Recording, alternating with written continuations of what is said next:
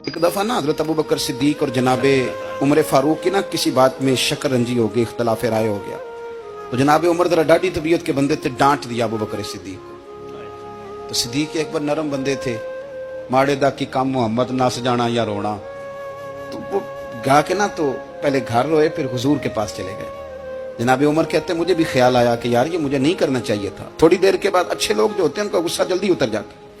कहते मैंने जाके जनाबे सिद्दीक अकबर के दरवाजे पे दस्तक दी तो पता चला वो तो घर ही नहीं। मैं समझ गया, मैं डर गया, मेरी टांगे कांपने लगी। क्यों डर रहे हो उमर? फरमाने लगे इसलिए डर रहा हूं कि अबू बकर जब अपने घर नहीं होते तो दरवाजा रसूल पे हो। सारी बात तो सुना दी होगी। फरमाते मैं नबी पाक की बारगाह में पहुंचा, सामने अबू बकर बैठे हैं, पुश्त मुबारक मेरे करीम रसूल की काबे की जानब, चेहरा सिद्दीक अकबर की जानिब, दोनों की गर्दनें झुकी हुई।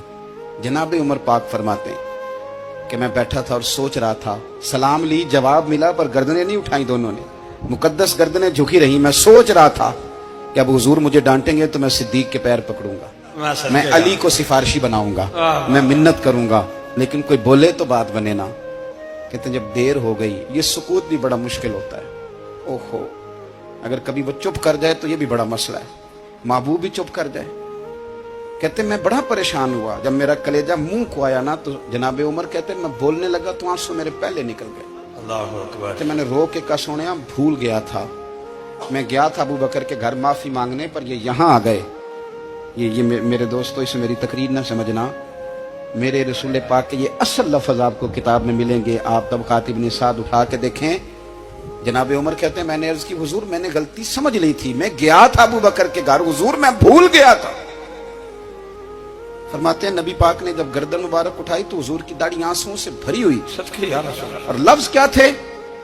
फरमाया उमर तुम मेरी खातर मेरे अबू बकर को माफ नहीं कर सकते थे। अब बात को समझे, ये नहीं फरमाया अबू बकर ने गलती नहीं की, फरमाया छोड़ नहीं सकते थे, तुम मेरी वजह से मेरे साहब को छोड़ नहीं सकते थे।